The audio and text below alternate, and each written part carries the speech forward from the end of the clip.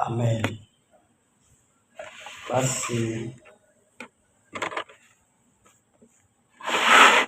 tuangalie mambo machache na kuomba. Usiku wa kuangusha ukuta au kuangusha kuta. Usiku wa kuangusha kuta. Usiku wa kuangusha kuta. Nataka tushughulikie kuta kadha wa kadha usiku wa leo. Zipo kuta ambazo zimejengwa na Ibilisi hata kabla hujafikia pale unapotakiwa kufika, kwa maana ya kwamba wanakuwekea vizuizi usifike hapo mahali. Lakini usiku wa leo tunataka kushughulikia kuta hizo.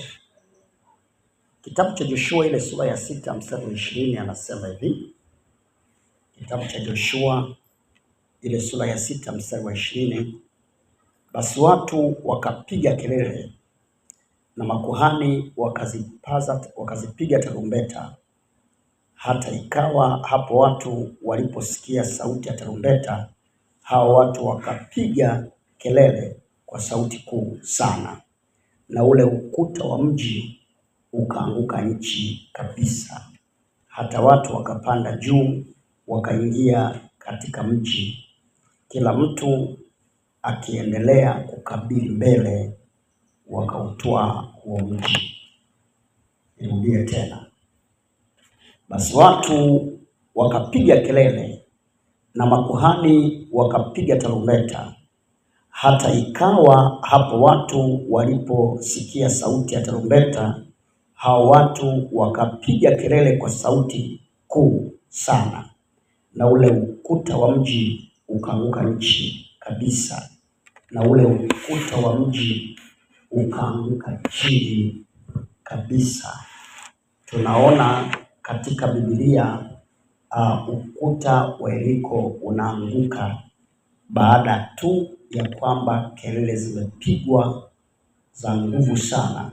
Biblia inasema ukuta wa mji ukaanguka hata nchi kabisa, na watu wakapanda na kuingia katika mji. Bwana Yesu asifiwe.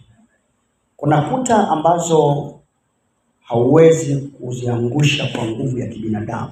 Ziko kuta ambazo, kuta hizi ambazo tunazungumza ni kuta za kiroho, ni kuta ambazo zimejengwa katika ulimwengu wa roho, ni fence ambazo zimejengwa katika ulimwengu wa roho, kumzuia mtu asiende kwenye hatima yake, kumzuia mtu asiende kwenye baraka zake, kumzuia mtu asifikie kiwango fulani cha kiroho ambacho Mungu amekuwa amemkusudia kufikia. Kwa zipo kuta ambazo tunahitaji kuzishughulikia siku ya leo. Bwana Yesu asifiwe. Kuta zinaweza kuwa nini? Kuta zinaweza kuwa ni kuta za kiroho au kuta za kimwili au kuta za maisha. Unaweza kuweka ukuta ukashindwa kuendelea mbele. Tuna kwa mfano kuta za kiroho zinaweza kuwa ni madhabahu za giza ambazo zimejengwa mahali, ambazo zinamzuia mtu kwenda, zinamzuia mtu kumiliki, zinamzuia mtu kuwa na kiwango fulani cha ufahamu, ambao huu ufahamu ungemsaidia kufanya mambo kadha wa kadha. Lakini hizi kuta za kiroho zinaweza kuwa ni vizuizi vya ukoo, vizuizi katika familia kadha wa kadha. Familia aidha ina utamaduni fulani au utaratibu fulani, kwa hiyo ukawa kikwazo au kizuizi au ukuta wa mtu kufikia hatima yake. Lakini pia kuta hizi za kiroho zinaweza kuwa laana na mifumo mibaya ya maisha. Inaweza kuwa kuna laana ambazo zimetamkwa kuna mifumo fulani ya maisha ambayo ni mibaya, ambayo inamzuia mtu kwenda, inamzuia mtu kusimama, inamzuia mtu kufanikiwa. Hizo ni kuta za kiroho. Lakini kuta za maisha ni kushindwa na kurudia kwenye jambo lile lile muda wote. Unaweza kuwa ni ukuta wa maisha, umewekewa maisha yako yabaki pale pale, maisha yako yasinyae, maisha yako hayana mwendelezo, yanajirudia tu pale pale. Mateso ni yale yale, dhiki ni ile ile, shida ni ile ile, hasara ni ile ile.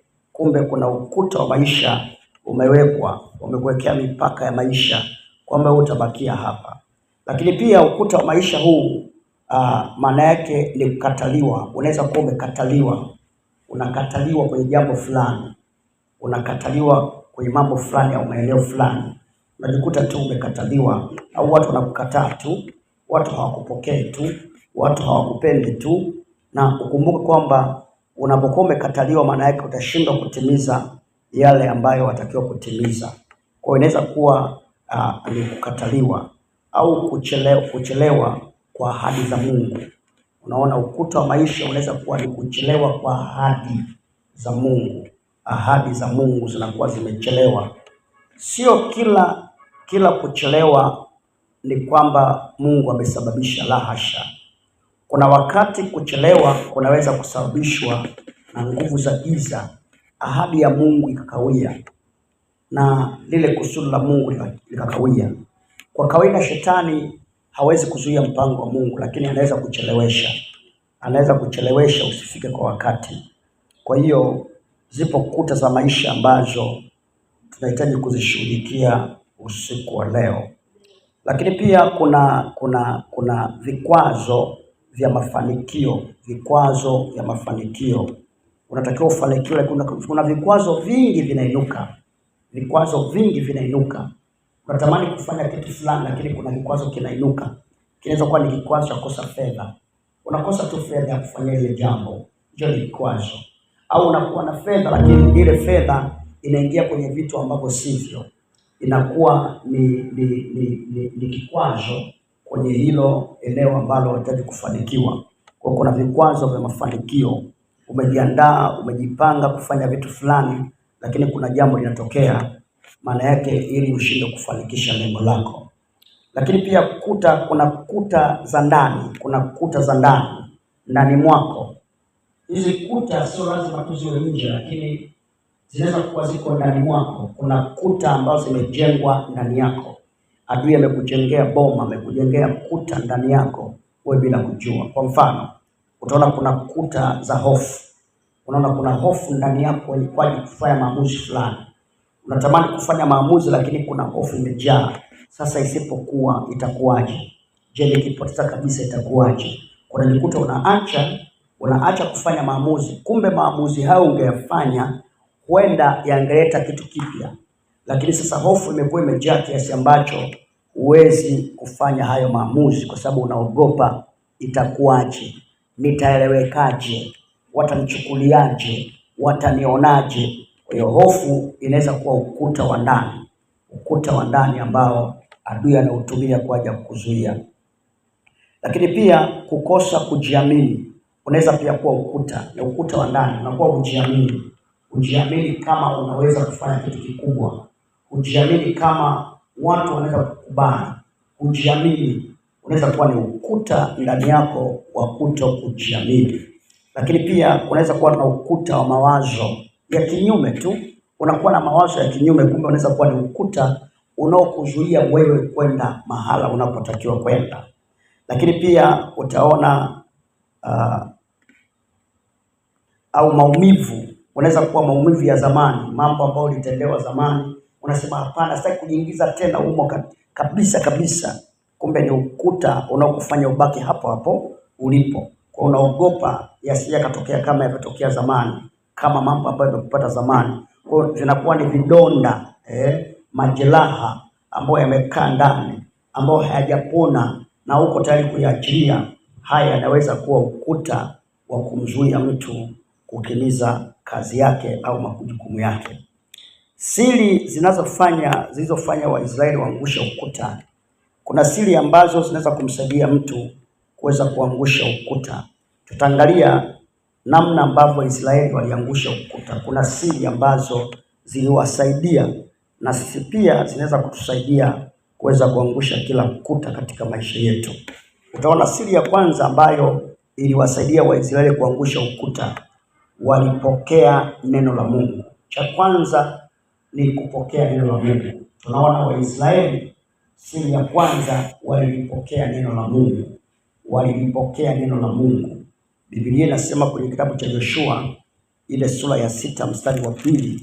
Joshua sura ya 6 mstari wa 2. Unaona walipokea neno la Mungu. Bwana akamwambia Yoshua, tazama nimeutia Yeriko katika mkono wako na wafalme wake na mashujaa wake. Unaona Mungu amemwambia Joshua. Joshua akaenda kuambia wana wa Israeli kwamba Yeriko imetiwa katika mikono yetu. Hata kama imezungukwa, imefungwa pande zote kiasi gani, lakini Bwana ameshasema ameitia mikononi mwetu. Hata kama hili jambo haliwezekani, dalili zote zinaonyesha kwamba haiwezekani, lakini Bwana ameitia kwenye mikono yetu. Kwa hiyo kumbe kuna wakati unaweza kuona vitu haviendi, vitu haviwezekani, lakini ni vizuri kusikia neno la Mungu linasema nini. Tunaona Mungu akamwambia Joshua, nimeutia Yeriko katika mikono yako, lakini umefungwa sasa na hakuna mtu anaingia, hakuna mtu anatoka. Kwa tunaona siri ya kwanza ni kulipokea neno la Mungu. Unaona walipokea neno la Mungu na wakalifanyia kazi. Kila ukuta huanguka pale unapopokea mtazamo wa Mungu kuliko ukubwa wa tatizo. Narudia tena. Kila ukuta unaanguka pale tu. Ni ukuta gani? Ni kikwazo gani? Ni ugumu gani mbele yako? Huo ugumu au huo ukuta au hicho kikwazo huwa kinaondoka tu pale ambapo unapokea mtazamo wa Mungu. Unapokea mtazamo wa Mungu. Mtazamo wa Mungu kuliko ule ukubwa wa lile jambo ambalo unaliona. Inaweza kuwa jambo unaloliona lina sauti kubwa sana, inapiga kelele, inagwepesha, inatisha, lakini mtazamo wa Mungu ni wa muhimu sana. Tunaona Joshua yeye alipokea mtazamo wa Mungu. Hakuangalia ukubwa wa lile tukio au ukubwa wa lile tatizo. Ni kweli Yeriko imefungwa pande zote, hakuna anayeingia, hakuna anayetoka, lakini Mungu amesema sasa. Kama Mungu amesema, maana yake inawezekana. Hata kama kibinadamu haiwezekani, kwenye akili za kawaida haiwezekani, lakini kwa Mungu inawezekana. Na inawezekaneje? Pale unapopokea mtazamo wa Mungu. Mtazamo wa Mungu ndio unatupelekea kuwa na imani ya kuomba. Unajua, usipokuwa na mtazamo wa Mungu kuna mambo mengi hayawezekani. Hayawezekani kwa sababu ya namna jinsi yalivyo. Lakini mtazamo wa Mungu una uwezo wa kubadilisha hiyo atmosphere ya kile ambacho hakiwezekani na kikawezekana. Lakini pia tunaangalia siri ya pili ambayo Waisraeli walitumia kuangusha Yeriko. Walitii maagizo ya Mungu. Walitii maagizo ya Mungu. Walitii maagizo ya Mungu. Joshua sura ya 6 mstari wa 3 hadi mstari wa 5. Biblia inasema, nanyi mtauzunguka mji huu watu wote wa vita. Mkiuzunguka mji mara moja, fanya hivi siku 6. Na makuhani 7 watachukua tarumbeta 7 za pembe za kondoo waume mbele ya hilo sanduku, na siku ya 7 mtauzunguka mji mara 7. Nao makuhani watapiga tarumbeta zao. Kisha itakuwa watakapopiga hizo tarumbeta zao za kondoo waume kwa nguvu na nanyi mtakaposikia sauti ya tarumbeta, watu wote watapiga kelele kwa sauti kuu. Watu wote mtakaposikia sauti ya tarumbeta, watu wote watapiga kelele, watapiga kelele. Unaona wanatii maelekezo, wanatii maelekezo. Kwa hiyo kumbe kwenye kila jambo lolote ambalo watakiwa kufanikiwa, kuna maelekezo ambayo Mungu ameyaweka. Kuna maelekezo. Ni mahala gani umekuta kuna ukuta? Kuna maelekezo Mungu ameyatoa. Kwa tunaona Israeli wanatii maagizo ya Mungu, wanatii maelekezo ya Mungu. Kwa hiyo muujiza ulikuja baada ya utii. Muujiza wao ulikuja baada ya utii. Unaona, Mungu anakuambia omba, itawezekana. Unaamua kusimama, hauangalii itakuwaje. Hauangalii mbona nimeomba mara kibao, mbona nimeomba tena. Wewe simama, omba. Mungu anaposema maana yake unatakiwa kutii. Ushindi huwa upo kwenye kutii na sio kwenye umefanya mara ngapi. Ni kwenye kutii. Unapotii basi unapata ushindi. Kwa tunaona muujiza ulikuja baada ya kutii. Kwa tunaona siri ya pili ambayo imewapelekea Israeli kushinda vita, walitii maagizo ya Mungu. Lakini siri ya tatu ambayo iliwapelekea Israeli kushinda vita au kuangusha ukuta wa Yeriko, walizunguka ukuta kwa imani. Walizunguka ukuta kwa imani. Maana yake waliomba kwa imani. Maana yake walikuwa na imani ya kumwamini Mungu katika kile ambacho amewaambia. Kwa walizunguka ukuta kwa imani. Tunaona Joshua sura ya 6 mstari wa 15. Joshua sura ya 6 ule mstari wa 15.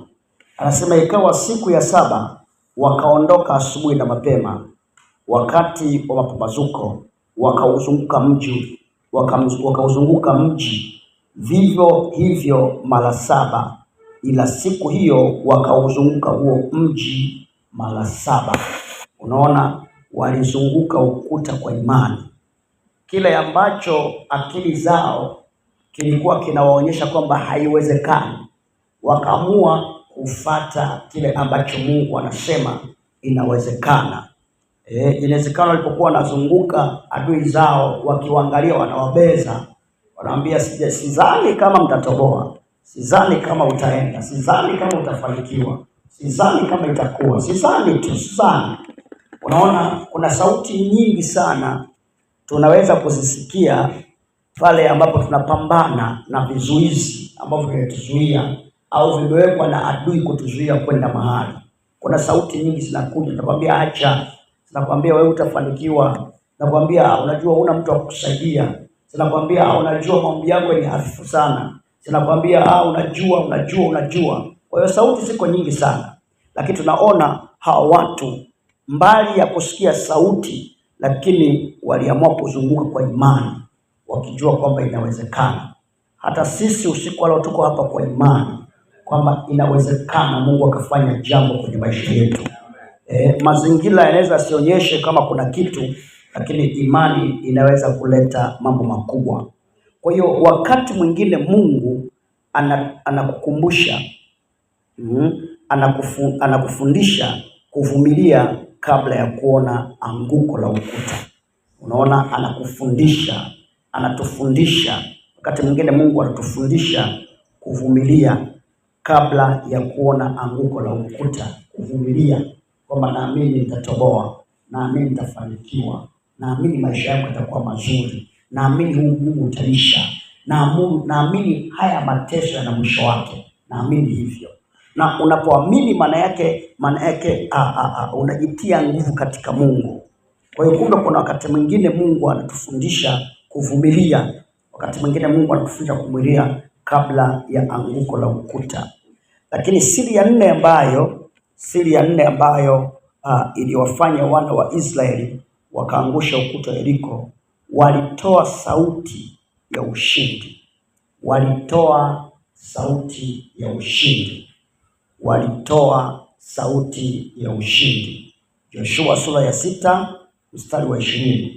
Basi watu wakapiga kelele na makuhani wakazipiga tarumbeta, hata ikawa hapo watu waliposikia sauti ya tarumbeta, hao watu wakapiga kelele kwa sauti kuu sana, na ule ukuta wa mji ukaanguka nchi kabisa, hata watu wakapanda juu wakaingia katika mji, kila mtu akaendelea kukabili mbele, wakatwaa huo mji. Unaona, walitoa sauti ya ushindi. Walitoa sauti ya ushindi. hapa kwenye kutoa sauti ya ushindi, hapa kuna jambo kubwa sana. Kuna wakati mambo yanapokuwa yamekuzunguka, au kuna wakati shida yako inapokuwa imezoeleka na kila mtu, au kuna wakati watu wameshakubeza sana, hauwezi kuwa na ujasiri wa kusema kitu kwa ujasiri, hata huwezi kusema hadharani. Kwa nini? Kwa sababu unajua nishasema sana na haikuwa. Kwa unaogopa kudhihakiwa. Unaona, unaogopa kudhihakiwa. Kwa unajikuta unaongea kimya kimya, kimoyomoyo, unaongea taratibu. Kumbe sauti yako ni ya muhimu sana. Unaona, hao watu ili waangushe ukuta walitoa sauti yao kwa ushindi. Unaona, maana yake walikuwa na matumaini. Sauti yako inaonyesha matumaini mbele za Mungu. Sauti yako inaonyesha imani mbele za Mungu. Usiache kusema. Hata kama umesema mara 1000 haijatokea, wewe sema tu. Sema kwa sauti ya ushindi, kwa sababu haujajua saa wala siku ambayo Mungu atafanya muujiza kwa ajili ya maisha yako. Kwa tunaona siri nyingine kumbe ni kutoa sauti ya ushindi. Ni kutoa sauti ya ushindi. Ndio maana sauti yako huwa inatafasirika kwenye ulimwengu wa roho. Mungu akisikia sauti atajua huyu anaongea kunijaribu, huyu anaongea ili mradi tu aongee, huyu anaongea kwa sababu tu, lakini ndani yake hana imani. Kwa hiyo sauti yako inatafasiri kwenye ulimwengu wa roho. Ndio maana mtu aliyechoka na akachoka kiasi ambacho hata kuongea utamkuta tu, si kama nitafanikiwa, acha tu nijaribu. Tayari unajikuta uwezi kupokea, kwa sababu sauti yako inatafasirika mbele za Mungu katika ulimwengu wa roho. Hata adui wakati mwingine anaweza asihame kwenye maisha yako, kwa sababu sauti yako anaona huyu hamna kitu, ngoja tuendelee kushikilia hapa, lakini akiona sauti yako ina mamlaka, sauti yako imemaanisha, anasema huyu mtu kweli amecharuka, huyu mtu kweli amesimama, hebu tuachane naye. Kwa tunaona Waisraeli sauti zao zilikuwa ni sauti za ushindi. Kuna nyakati sauti ya imani inatangulia ushindi. Sauti ya imani, unatamka kwa imani, unatoa sauti ya imani, na hiyo sauti inatangulia ushindi wako. Baadaye ushindi unatokea, lakini inatangulia sauti kwanza. Je, hii sauti yako ina ushindi? Je, hii sauti yako ni ya kupata? Je, hii sauti yako ni ya kuangusha kweli? Je, sauti yako ikoje? Ina ujumbe gani? Kwa hiyo kumbe sauti ni ya muhimu sana. Kwa tunaona hizi ni siri 4 ambazo zilipelekea Israeli wakaangusha ukuta Yeriko. Ni siri 4 zilizowafanya Waisraeli waangusha ukuta wa Yeriko. Tunaona siri ya kwanza, walipokea neno la Mungu. Kwa kumbe siri ya kwanza ni kupokea neno la Mungu. Neno la Mungu ni mbegu. Neno la Mungu ni mbegu. Neno la Mungu ni Mungu mwenyewe. Neno la Mungu ndio limefanya vitu vyote. Pasipo neno hakuna chochote kilichofanyika. Kwa cha kwanza, kwenye dhiki yako, tabu yako, kwenye kile ambacho unahitaji Mungu akusaidie, lazima uisikie sauti ambayo neno la Mungu. Maana yake neno la Mungu cha kwanza kabisa ni kulipokea hilo neno na kulifanyia kazi. Lakini tunaona siri ya pili, walitii maagizo ya Mungu. Kwa siri ya pili, kutii kile Mungu anachosema. Akisema nitakuinua, amini atakuinua. Mungu sio mtu hata aseme uongo. Kwa siri ya pili ni siri ya kutii maagizo ya Mungu. Kwa kumbe ili tufanikiwe ni muhimu kutii maagizo ya Mungu. Lakini tunaona siri ya tatu, walizunguka ukuta kwa imani.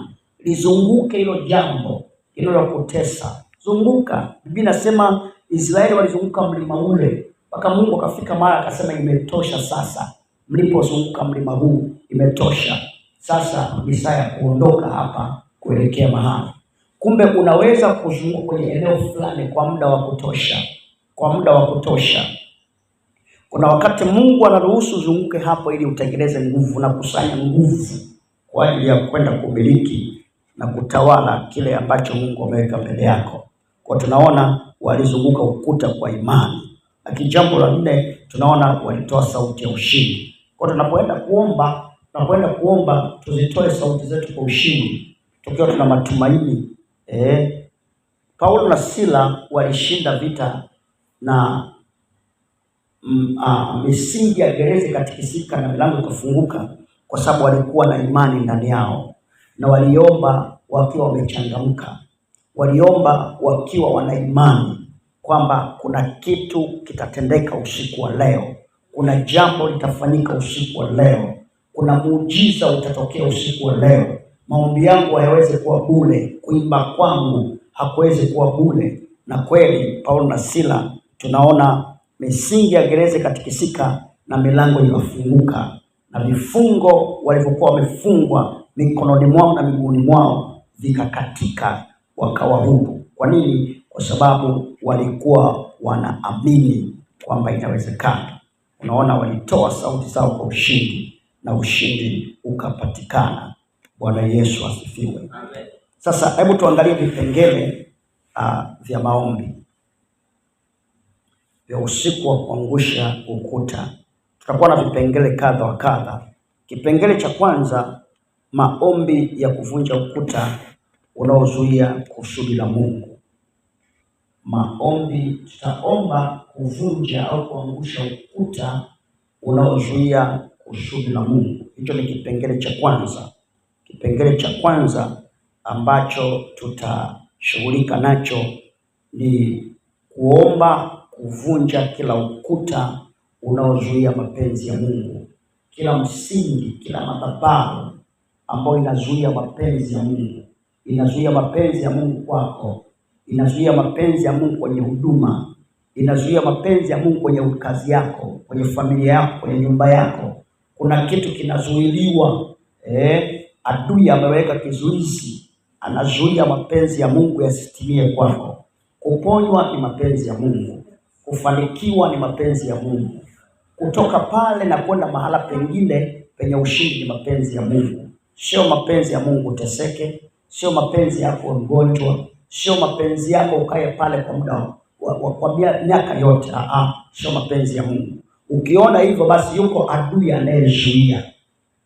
Yuko adui anayezuia. Kuna ukuta umeweka unazuia mapenzi ya Mungu yasitimie. Bwana Yesu asifiwe. Kwa tutakwenda kuomba kuvunja kila ukuta unaozuia mapenzi ya Mungu. Biblia inasema Bwana kila ukuta, manake tutakwenda kuamuru kila ukuta unaozuia kufikia mapenzi ya Mungu uanguke kwa nguvu za Mungu.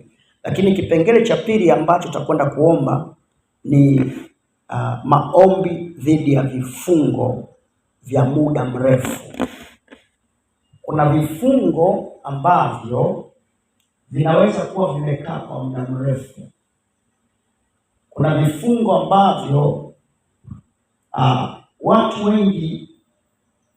wengi wamekwamia hapo. Unaweza kuona kwa mfano, nikupe mfano kwa mfano kwenye familia, kwenye ukoo, watu wote wanasoma lakini wanaishia darasa la 7. Hakuna ambaye amesoma akaenda form 5 au form 6 au form 4, hayupo. Maana yake nini? Kuna kifungo ambacho watu hawavuki, kwa wanaishia hapo. Unaona? Lakini pia kuna wengine katika familia kwenye eneo la elimu, labda hakuna ambaye amefika chuo kikuu, wote wanaishia form 4, tena failure. Hakuna mtu aliyefika hapo. Lakini pia kwenye kifungo labda kwenye eneo la mafanikio, hakuna mtu alianza kitu na akafikia kwenye ukomavu, hayupo. Watu wengi wanapoanza kitu cha kwake binafsi, amefanikiwa, anafanya vitu vya watu wengine, ndio wanaweza kudiskustamili. Lakini yeye kama akasema hivi, nianze mradi wangu, anashangaa kuna mambo yanatokea. Kwa hiyo wewe unajikuta sasa, hicho ni kifungo ambacho watu wengi ambao wamejaribu kuinuka wakaanza wakaishia hapo. Wakaiyo kwa kuna historia. Hicho kifungo kina historia. Utaona kwa mfano kwenye Biblia nafikiri kwa kitabu cha Mithali ile sura ya 7 anaongelewa mwanamke ambaye ni stadi, ambaye ni mraghai na ameangusha wengi. Biblia inasema ameangusha wengi ambao walipita karibu yake, hakuna aliyeshinda hata mmoja. Naomba tuangalie hapo. Kuna aina ya kifungo kama hicho ambacho kinaweza kumzuia mtu, vifungo vya muda mrefu. Kuna vifungo vinaitwa vifungo vya muda mrefu. Mtu anakuwa amefungwa hapo hapo muda mrefu, amekaa hapo hapo, hawezi kusogea, hawezi kwenda, haiwezi kutokea chochote. Utaona Mithali ile sura ya 7, Mithali ile sura ya 7. Ukisoma sura yote, nikitaka kusoma sura yote, lakini nisome ule mstari wa 25 pale. Nianze ule mstari wa 25. Anasema hivi, moyo wako usielekee njia zake, wala usipotee katika mapito yake, maana ameangusha wengi waliojeruhi, naam, jumla ya waliouawa naye ni jeshi kubwa. Nyumba yake ni njia ya kwenda kuzimu, hushuka mpaka vyumba vya mauti. Bwana Yesu asifiwe. Huyu ni aina ya mwanamke ambaye, huyu ni malkia wa mbingu, ni malaika wa mbingu huyu. Huyu ni bibi wa mama makahaba, ni bibi wa mambo ya uchawi huyu. Ni Yezebeli huyu, ambaye Biblia inasema moyo wako usielekee njia zake. Ina maana na njia zake ambazo amezitengeneza, ambapo Biblia inasema ameangusha wengi, ameua wengi, na hata nyumba yake ni njia ya kuendea kwenye vyumba vya mauti. Njia yake, nyumba yake ni njia ya kuendelea huko. Kwa hiyo unaweza kuona kuna vifungo ambavyo vimewakamata watu. Kila aliyepita, kila aliyeanza jambo alikuta amenaswa hapo. Unaona, amenaswa hapo. Kwa hiyo anashindwa kwenda mbele. Kuna kamba imemkamata. Hata akienda, anaenda akiwa na kamba mkononi. Maana yake anytime wanamvuta kurudi nyuma. Ndio maana kuna watu wanaenda, baadaye wanavutwa, anarudi kwenye hali ya kawaida. Anaanza kitu kinashauri, anaenda watu, kuna kamba ameshavutwa. Kinaitwa kifungo cha muda mrefu. Kifungo ambacho amepita fulani amenaswa pale, amepita fulani amenaswa pale, na wewe unatakiwa upite hiyo njia. Wanasema na tutakunasa tu, utapatikana tu. Hakuna aliyepita hiyo njia na hajapatikana, hajapitia kwetu, hakuna. Unaona? Kwa hiyo na kweli ukiona dalili hiyo, unaona kabisa kuna kizuizi ambacho kipo. Unatamani kwenda, unajitahidi kwa nguvu zako zote, lakini unajikuta mwisho wa siku unashindwa. Vinaitwa vifungo vya muda mrefu. Kwa tutakwenda kuomba maombi ya kuvunja. Tutasimama kinyume na vifungo vya muda mrefu. Vifungo ambavyo vina historia ya kuangusha wengi. Vifungo ambavyo vina historia ya kushikilia watu wengi. Wewe usishikwe pale kwa jina la Yesu.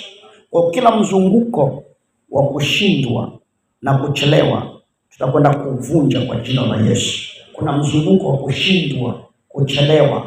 Unaona watu wanachelewa hiyo njia. Kwa nini? Kwa sababu kuna vifungo ambavyo vimewakamata watu. Tutafunja ili tuweze kupita pale. Yeriko ilikuwa imefungwa lakini walishinda. Lakini kipengele cha 3 ambacho tutakwenda kuomba ni maombi ya kufunguliwa milango mipya.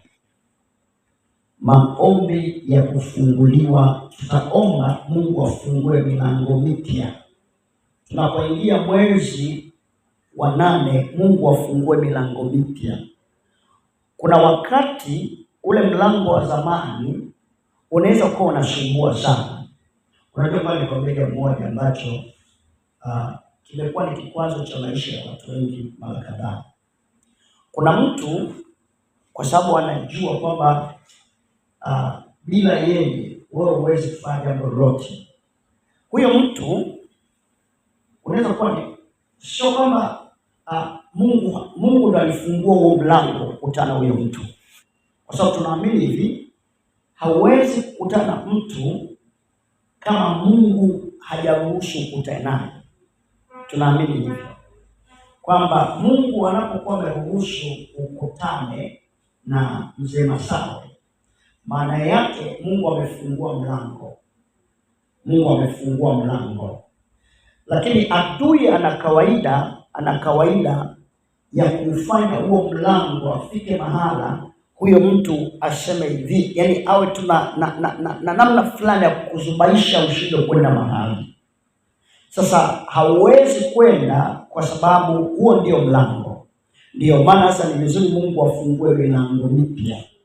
Unaona, milango mipya. Anaweza kuwa mjomba ndio ilikuwa sababu ya kusomesha wewe. Amekusomesha au anakulipia ada. Lakini sasa hivi anakwambia ili nikulipie ada acha kwenda kanisani, acha kusali. Hakuna kukesha, hakuna maombi hapa. Na huo ndio mlango. Kwa hiyo inabidi sasa uwe mtulivu. Inabidi uwe mtulivu, inabidi uvumilie. Lakini kumbe unachelewa sasa kwenda kule unakotakiwa kwenda. Au unaingizwa vitu ambavyo sivyo. Ombe Mungu afungue mlango mpya kwa jina la Yesu. Kwa Mungu atufungulie milango mipya, wateja wapya. Mungu atufungulie milango mipya, tupate kwenye biashara zetu wateja wapya ambao wataleta fedha kwa ajili ya kutusaidia kwenda mahala fulani. Mungu afungue mlango mpya. Kwa tutakwenda kuomba Mungu usiku wa leo afungue mlango mpya. Hebu sema amen. Hebu sema tena amen. Kwa tutakwenda kumwambia Mungu, nifungulie njia ambayo hakuna mwanadamu awezaye kuifunga. Nifungulie mlango ambao hakuna mwanadamu anaweza kuufunga. Angalia kwa mfano Isaka alichimba visima. Akachimba kisima cha kwanza kwa kugombania, akawaachia. Akachimba cha pili kwa kugombania, akawaachia. Akachimba cha tatu. Biblia inasema hawakuweza kumnyang'anya, akakiita Rehoboamu. Maana yake Mungu amenifanyia nafasi. Unaona, Mungu amenifanyia nafasi. Ni mlango ambao ubishaniwi. Hakuna mtu ameweza kujichomeka hapo tena. Unaona, Mungu atengeneze njia mpya ambayo hakuna mwanadamu aweze kuifunga, wala hakuna pepo, wala hakuna jini, wala hakuna mzimu anaweza kufunga huo mlango. Lakini kipengele cha 4 tutakwenda kuomba maombi ya kujenga upya. Maombi ya kujengwa upya baada ya kuanguka kwa ukuta. Tutakapoangusha ukuta tutajenga upya. Tutakwenda kuomba maombi ya kujenga upya. Maombi ya kujenga upya baada ya kuangusha ukuta. Maombi ya kujenga upya baada ya kuangusha ukuta. Bwana Yesu asifiwe. Hebu tuangalie mistari ambayo tutakuwa tunasimamia sasa. Mistari ambayo tutasimamia, lazima tuwe na neno la Mungu ambalo tutalisimamia. Nirudie kidogo hapo. Nimesema vipengele vya maombi vipo 4. Kipengele cha kwanza, maombi ya kuvunja kila ukuta unaozuia kusudi la Mungu. Kwamba kama kuna ukuta, hiyo ukuta wa hasira, ukuta wa uchungu ambao unazuia kusudi la Mungu, tutakwenda kuangusha. Lakini jambo la pili tulisema kwamba tutaomba kila kifungo cha muda mrefu, kuvunja kila kifungo cha muda mrefu. Tutakwenda kuharibu vifungo vya muda mrefu. Lakini jambo la tatu tumesema kufungua milango mipya. Mungu atufungulie mlango mpya, atengeneze njia ambayo hakuna mwanadamu anaweza kuiharibu hiyo njia. Mungu afungue mlango ambao hakuna mtu anaweza kufunga huo mlango. Mungu akufungulie mlango mpya. Lakini jambo la 4, maana yake tutakwenda kujenga upya baada ya kuangusha ukuta. Tutakwenda kujenga upya baada ya kuangusha ukuta. Kwa kila ukuta uliosimama mbele yako, mbele ya hatima yako, utakwenda kuanguka katika jina la Yesu. Kwa tutaangalia maandiko haya ambayo tutayatumia kuomba. Isaya 45 mstari wa 2. Isaya 45 mstari wa 2. Isaya 45 mstari wa 2 anasema, Isaya 45 mstari wa 2, nitakwenda mbele yako na kupasawazisha mahala palipoparuzwa. Nitavunja vipande vipande milango ya shaba na kuta na kukata mapingo ya chuma. Unaona, Mungu anasema nitapita mbele yako na kupasawazisha kila palipo palushwa. Nitavunja, naona anasema nitavunja vipande vipande milango ya shaba. Nitavunja vipande vipande milango ya shaba. Mungu avunje milango ya shaba na kuta na mapingo ya chuma ayavunje. Unaona hii milango ya shaba ni vizuizi hivyo. Unaona kuta za shaba, milango ya shaba, kuta na mapingo ya chuma, hivi ni vizuizi. Unakuwa umeweka mapingo ya chuma yanakuzuia, ni chuma inayokuzuia, sio kitu cha kawaida. Chuma maana yake ni kifungo kikubwa kigumu sana ambacho kinakuzuia. Maana yake ni mbegu ya kuzimu, maana yake ni mapepo ya kuzimu, majeshi ya kuzimu yanakuzuia. Kwa hiyo tutakwenda kushughulika kwa kutumia andiko hilo. Kwa hiyo haya ni maandiko ambayo tutayatumia wakati tunakwenda kuomba. Kwa hiyo usiombe tu maneno yako ya kawaida, lakini omba kupitia neno la Mungu. Lakini andiko la pili ambalo tunaenda kulitumia pia, Wakorintho wa pili sura ya 10 mstari wa 4. Wakorintho wa pili sura ya 10 mstari wa 4. Wakorintho wa pili sura ya 10 mstari wa 4. Ni andiko ambalo tunalifahamu. Anasema, maana silaha za vita vyetu si za mwili, bali zina uwezo katika Mungu hata kuangusha ngome. Kwa tutakwenda kuangusha ngome kwa kutumia silaha ambalo ni neno la Mungu. Tutaangusha ngome. Silaha zote zina uwezo wa kubomoa ngome. Silaha zetu zina uwezo wa kubomoa ngome, silaha zetu. Lakini pia andiko la tatu ambalo tutakwenda kulitumia, Zaburi 18 mstari wa 29. Zaburi 18 mstari wa 29. Zaburi sura ya 18 mstari wa 29 anasema, mstari wa 29 anasema, maana kwa msaada wako nafuatia jeshi, kwa msaada wa Mungu wangu naruka ukuta. Unaona Daudi alikuwa amewekewa ukuta, unaona yeye akauruka. Kuna kuta zingine hazirukiki, tunaziangusha. Kuna nyingine tutaruka tu, hatutaji kuziangusha, tutaruka juu ya ukuta wao na tutaenda ng'ambo nyingine. Bwana Yesu asifiwe. Kwa tutakwenda kuomba kwa mtindo huo, lakini tunakwenda kuangusha kila kizuizi, tunakwenda kuangusha kila ukuta, Kwa tutaomba ombi la kwanza ambalo ni kuvunja kila ukuta uliozuia kusudi la Mungu. Kusudi la Mungu lifanikiwe. Ukiona kufanikiwa maana yake kuna kinachozuia. Bwana Yesu asifiwe.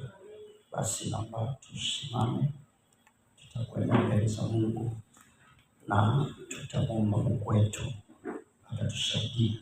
Omba kwa imani, uwe na imani, sauti yako iwe ni sauti ya ushindi. Sauti yako ni sauti ya ushindi. Zunguka ukuta kwa imani, maana uwe na imani. Lakini pitia yatii maagizo ya Mungu. Kila ambacho nakisema Mungu kifanyie kazi. Kuna wakati unaomba Mungu anakusemesha. Kuna maneno yanakuja, wewe yatamke. Usiogope, wewe yatamke. Kwa sababu katika hayo unayoyatamka ndio yataleta ushindi kwako. Hebu sema, Bwana Yesu, ninakushukuru kwa usiku wa leo wa tarehe 31. Asante kwa neema ambayo umenipa kufika leo kwenye eneo la tukio, maana ni uwanja wa mapambano, ni uwanja wa vita, ni uwanja wa ushindi. Nimekuja hapa ili kuyaumba mambo, kuyafinyanga mambo mapya kwenye maisha yangu, katika familia yangu. Vitu vipya vikazaliwe leo kwa damu ya Yesu. Nimekuja kuyafinyanga maisha yangu, nimekuja kufinyanga ushindi, nimekuja kuunda ushindi wa maisha yangu. Ninaomba unitakase, ninaomba unisafishe, ninaomba unioshe kwa damu yako ya thamani. Ninaungama uovu wangu, ninaungama dhambi zangu, ninatubu uovu wangu. Nisamehe Baba, nimekosea kwa kuwaza, kwa kunena, kwa kutenda, damu yako ya thamani iliyomwagika pale msalabani ilioshe tena, ilisafishe tena. Hebu nena mbele za Mungu kwa maneno yako, mwambie Mungu akusafishe. Baba, katika jina la Yesu, asante kwa sababu ya kibali, asante kwa sababu ya nafasi, asante kwa sababu ya usiku wa leo. Najua nimepata neema machoni pako, ndio maana nimeruhusu leo nije katika mkesha huu, maana wana vikwazo vingi, lakini nimevishinda, na wewe ndio umenipa nguvu ya kuvishinda. Nasema asante Mungu, na kila sababu ya kushukuru wewe, kwa sababu haikuwa rahisi. Vita ilikuwa kali, haikuwa rahisi. Upinzani ulikuwa mkali, haikuwa rahisi. Lakini Mungu umenipa neema, umenipa neema usiku wa leo kuja katika malango ya nyumba yako. Nimekuja katika malango ya Yerusalemu, nimekuja katika malango ya nyumba yako. Asante Bwana, asante Bwana kwa ulinzi. Umeniamsha toka asubuhi nikiwa na afya njema. Nimeenda katika mashirika ya huku na kule, hatimaye imefika jioni. Ni kweli nimechoka, ni kweli nitaka kupumzika, ni kweli hataki kupumzika. Ni nafasi ya kulala kwa sababu usiku umeweka ili watu wapumzike, lakini nimeamua kuacha kitanda. Nimeamua kuja hapa na kushukuru Mungu kwa sababu ya neema hii ulionipa, na kushukuru Mungu kwa sababu ya kibali hiki ambacho umenipa katika jina la Yesu. Asante Bwana kwa injili inayobadilisha. Asante kwa mahali hapa, asante kwa madhabahu hii, asante kwa watu wa thamani. Asante Bwana kwa sababu unawapa neema kufika usiku wa leo. Kuna wale ambao walitamani kuja lakini imeshindikana kwa sababu ya namna moja au nyingine, kwa sababu ya mikwamo na vitu mbalimbali, lakini huyu umempa neema kufika mahali hapa. Ninaomba Mungu mtie nguvu, ninaomba Mungu mwezeshe. Sikia maombi yake, sikia kile ya moyo wake, shauku ya moyo wake. Baba, ninasogea mbele zako tena nikiungama dhambi zangu, nikiungama makosa yangu, nikiomba msamaha, nikiomba rehema. Tusamehe Bwana, tumekosea mara nyingi katika kuanza, katika kunena, katika kutenda. Tumefanya yasiyo haki, tumefanya yaliyo ubavu, tumefanya yaliyo maovu mengi sana. Tumewajibu watu vibaya, tumewaza mabaya, tumetamani vibaya, tumesema vibaya, tumetazama vibaya. Lakini Mungu ni wa rehema, tumesogea kwako tena usiku wa leo kwa damu yako ya thamani. Tumesogea kwenye kitako cha rehema kwa damu yako ya thamani. Tunahitaji tupate rehema, tunaomba rehema zako, tunaomba msamaha Bwana. Tumekosea, umesema watu wangu wadogo mkitenda dhambi tunaye mwombezi kwa Baba, na ndiye kipatanishi cha dhambi zetu, wala si dhambi zetu tu, bali na dhambi za ulimwengu. Baba, tumekuja kwako usiku wa leo katika jina la Yesu. Najua si rahisi, lakini tumekuja kwako usiku wa leo. Tunaomba utuoshe mawazo yetu, osha mawazo yetu. Yamkini mawazo yetu yamekuwa machafu, yamekuwa mabaya kwa sababu ya njia ya maisha ambayo tunaipitia, kwa sababu ya mambo ya misukosuko ya kiulimwengu ambayo tunaipitia. Tumekufuru, tumesema yasiyofaa, tumesema hakuna Mungu, tumesema kwa nini Mungu umeniacha? Kumbe tumekosea Bwana. Kunung'unika, hata wana wa Israeli walinung'unika, ukawapiga kwa tauni, ukawapiga kwa nyoka wa moto, ukawauma. Baba, tunasogea kwako usiku wa leo tukiomba rehema na msamaha. Usituadhibu, usituhukumu, usituhesabie uovu wala makosa. Tusamehe Bwana katika jina la Yesu. Nasogea kwako Mungu kwa damu yako ya thamani, nasogea kwako Mungu kwa damu yako ya thamani, nikiomba msamaha, nikiomba utakaso. Tutakase tena, umesema watakase kwa ile kweli, neno lako ndio kweli. Tutakase Bwana, tusafishe Bwana kwa damu ya mwanakondoo. Randu mshakaba, randu mkapayata. Tunahitaji kibali tena, neema machoni pako,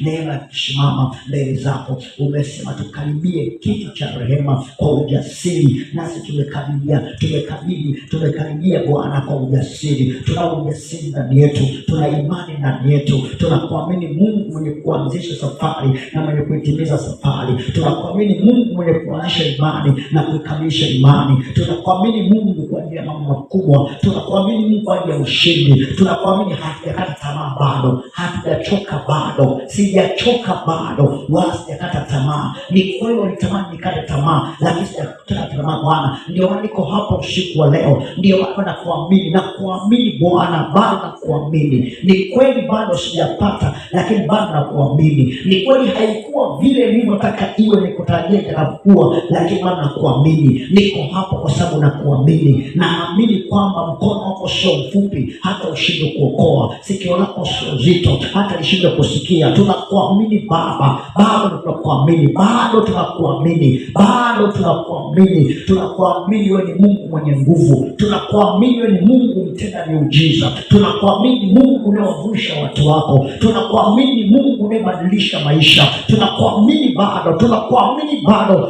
Tunalotumaini kwako bado, ninalotumaini kwako bado. Moyo wangu unakutumaini, moyo wangu unakuamini, moyo wangu unakutegemea, moyo wangu unakuamini wewe, na kutazama wewe peke yako, na kutazama tu wewe peke yako, na kutazama wewe peke yako uliyechoma mkuki msalabani, na kutazama wewe peke yako, na kutazama uliyeandikwa msalabani, na kutazama uliyeacha mbingu ukashuka duniani ukavaa mwili wa mwanadamu, na kutazama wewe Bwana, Bwana na kutazama wewe, Bwana na kutazama wewe. Wewe ni nyoka aliyeinuliwa juu ya mlingoti, nyoka wa shaba uliyeinuliwa juu ya mlingoti. Kama vile Musa alipoinua nyoka wa shaba jangwani, ndivyo Yesu umeinuliwa ili kila anayekutazama apate kupona. Na kutazama Yesu nipate kupona, na kutazama Yesu nipate kupona. Tunakutazama usiku wa leo, tunatazama uzuri wako, tunatazama hekima yako, tunatazama mamlaka yako na nguvu yako katika jina la Yesu Kristo.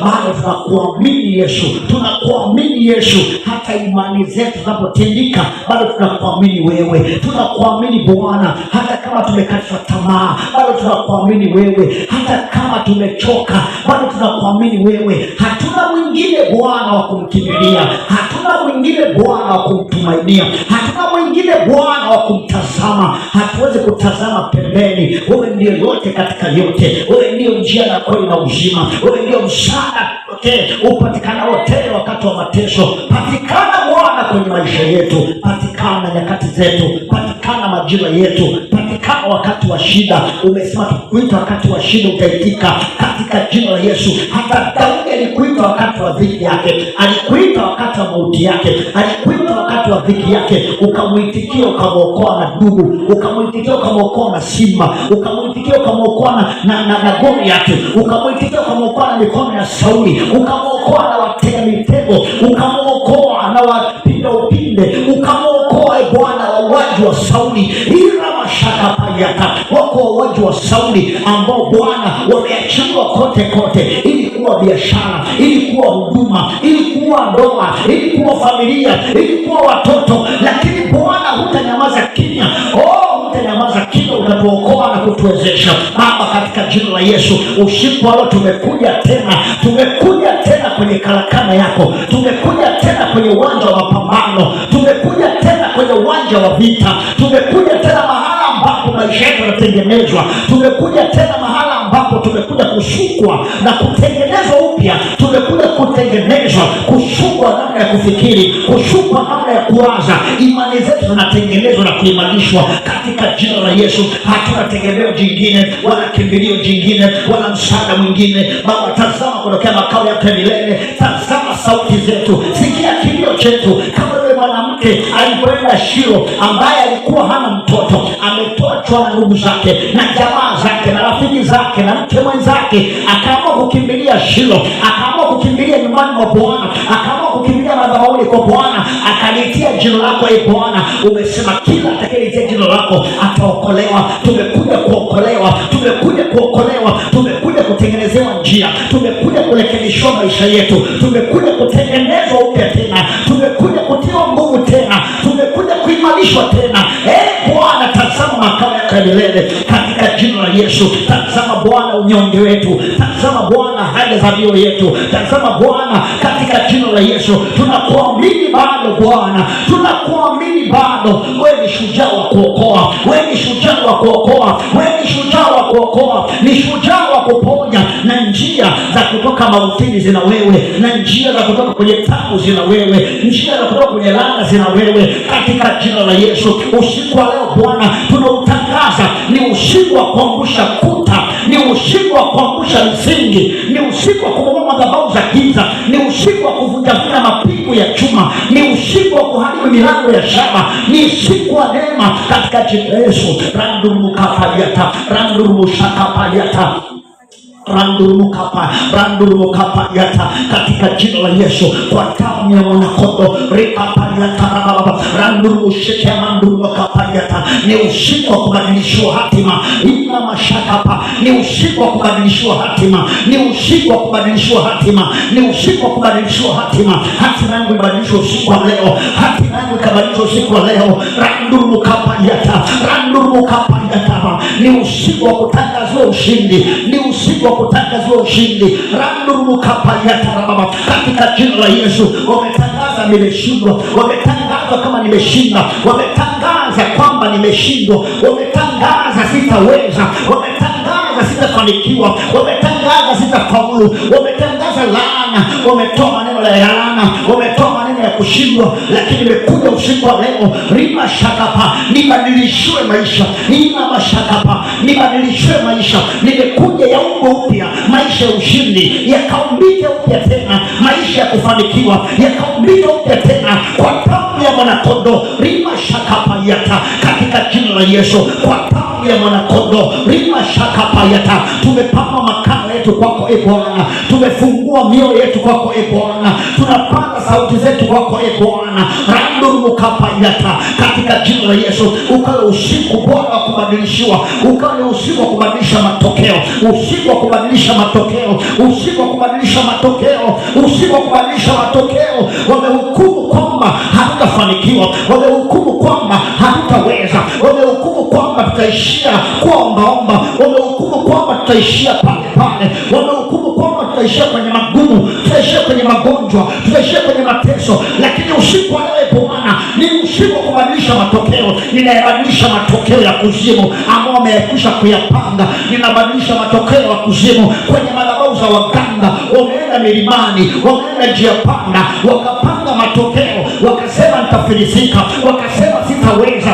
wakasema sitafaulu, wakasema sitafanikiwa. Katika jina la Yesu nimekuja madhabahuni e Bwana kubadilisha matokeo, kama vile Hezekia alipoenda madhabahuni nyumbani mwa Bwana akabadilisha matokeo ya Senakeribu aliyekuwa ameyapanga dhidi yake na jeshi lake na watawala na wafalme na wananchi wake na askari wake, akabadilishiwa. Ila mashakapa, Hezekia akaomba, Mungu kabadilisha, ukabadilisha yale mauti ukayaisha kwa Senakeribu. Na ninatangaza usiku wa leo, rima shakapa, randurumukapa yata, nibadilishie e Bwana, nibadilishie e Bwana, nibadilishie e Bwana, nibadilishie e Bwana, nibadilishie e Bwana, tubadilishie e Bwana. Kuna ajali zimeachiliwa kwenye maisha ya watoto wetu, kuna ajali zimeachiliwa kwenye miili yetu, kuna ajali zimeachiliwa kwenye familia zetu. Badilisha e Bwana matokeo, badilisha ile mauti ilikotoka, badilisha e Bwana ule umaskini utovu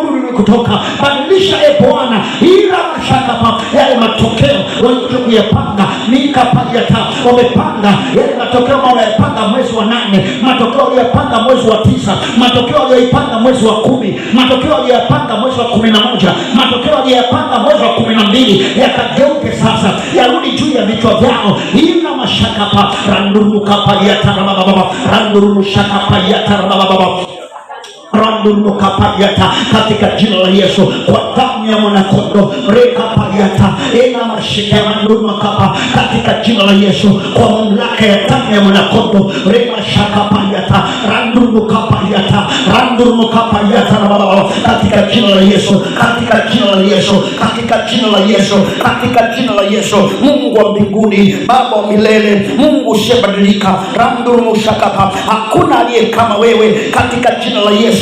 Rekapayata baba, randurumushakapa baba, katika jina la Yesu. Ninavunja kila ukuta uliokwisha kunizunguka, ninavunja kila ukuta unaozuia kusudi la Mungu juu ya maisha yangu, kila ukuta niliyojengewa, kila ukuta niliyowekewa ambao unawekwa kuzuia makusudi ya Mungu, kuzuia mapenzi ya Mungu kwenye huduma injili inabadilisha. Kila ukuta uliojengwa, kila ukuta uliowekwa, kila ukuta uliosimamishwa ili kuzuia mapenzi ya Mungu, kama vile ambavyo ina mashaka pa Joshua alipovuka Yordani ili kukabili Yeriko. Yeriko ilikuwa imefungwa pande zote, walikuwa wanazuia makusudi ya Mungu, wanazuia mapenzi ya Mungu. Lakini Bwana akamwambia Joshua, nimekupa Yeriko na wafalme wake na mashujaa wake. Ina mashaka pa, pita Bwana mbele yangu, pasawazishe mahala palipopanguzwa. Vunja mapingu ya chuma, vunja milango ya shaba, vunja Bwana katika jina la Yesu. Leo navunja milango ya shaba, ninavunja milango ya mauti, ninavunja milango ya hasara, ninavunja milango ya ajali, ninavunja kuanzia sasa roho za magonjwa,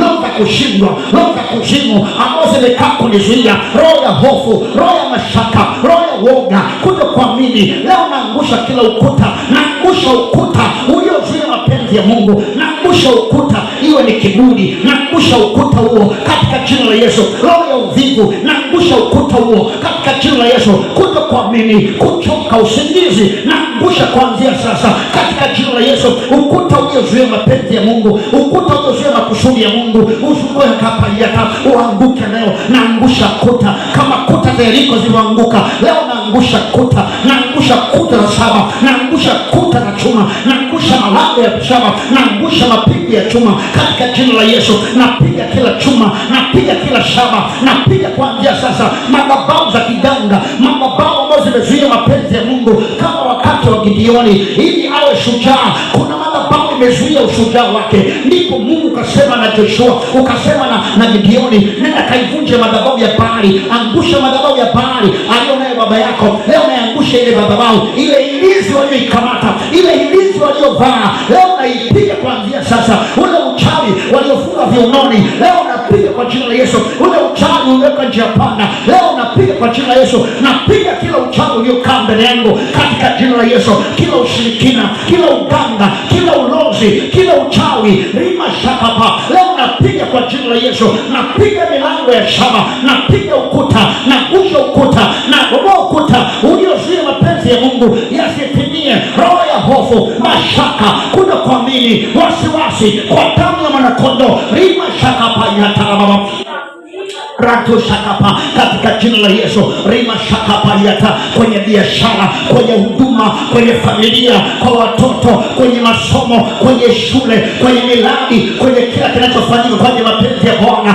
na makusudi ya Mungu yakazuilika, makusudi ya Mungu yakazuilika. Ile misingi iliyokaa na iangusha kuanzia sasa, na ibomoa kwa damu ya Mwana-Kondoo. Rikapa yata ina mashakapa randuru kapa yata katika jina la Yesu. Rikapa yata ralaba, imeandikwa rekapagata, silaha za vita vyetu zina uweza katika Mungu hata kuangusha ngome. Ninaangusha ngome, ninaangusha mawazo, ninaangusha kila kazi ya ibilisi, naangusha kila kazi ya ibilisi, kila kazi ya mikono ya mwanadamu, kila kazi ya kipepo, kila kazi ya kichawi, kila kazi ya uharibifu iliyotengenezwa, iliyosimamishwa, leo naiangusha kwa damu ya Mwana-Kondoo, na ibomoa kuanzia sasa. Rekapayata randuru kapayata, ninaivunja kwa damu ya Mwana-Kondoo hiyo kazi ya kichawi, hiyo kazi ya uharibifu. Rekapayata rama randuru shakapayata katika jina la Yesu. Ninaangusha kuanzia sasa, ninabomoa kuanzia sasa, ninateketeza kuanzia sasa roho ya hofu iliyosimama kama ukuta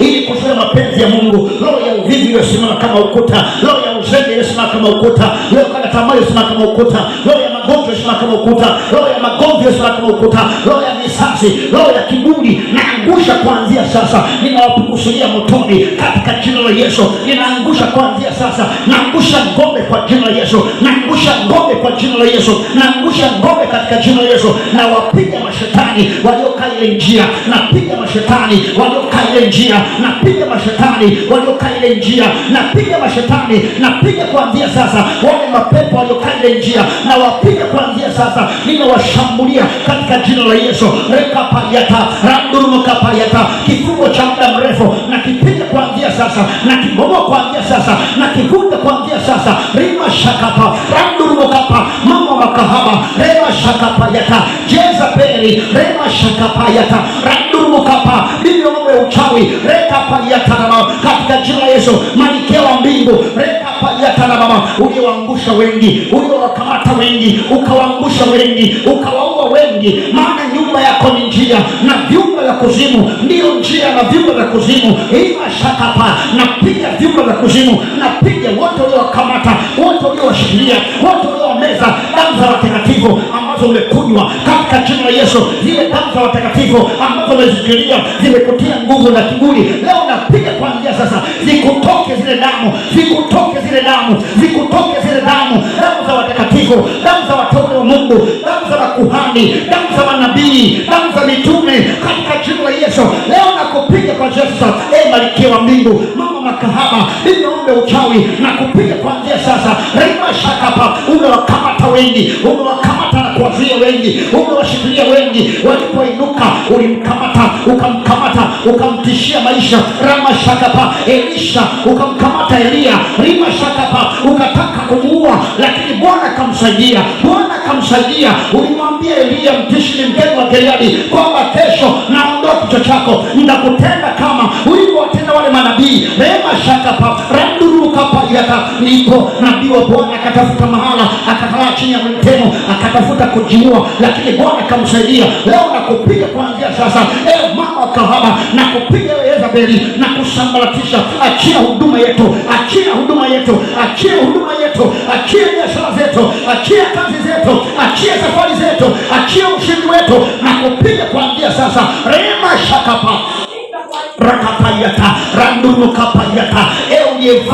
Uliyevaa sura ya mwanadamu, wewe ni jini, wewe ni pepo, wewe ni mzimu, ile umekaa ndani ya mwili wa mwanadamu, na kushambulia kuanzia sasa, na kushambulia kuanzia sasa. Umekaa kwenye kiti cha utawala, umekaa kwenye kiti cha ufalme, umekaa kwenye mamlaka yako, na ngusha mamlaka yako na ibomoa kuanzia sasa. Ninakushambulia kuanzia sasa. Umewakamata wengi, umewazuia wengi, umewashikilia wengi, umewafunga wengi. Leo natangaza kwa damu ya Mwanakondoo, rima shakapa, ranu shakapa, huu mwezi wa 8 hautafanikiwa. Huu mwezi wa 8 utawaachilia wote. Huu mwezi wa 8 utawaachilia wote. Waachie waende kwenye hatima zao, waachie wasimame na hatima zao, waachie wafanyike kwenye hatima zao.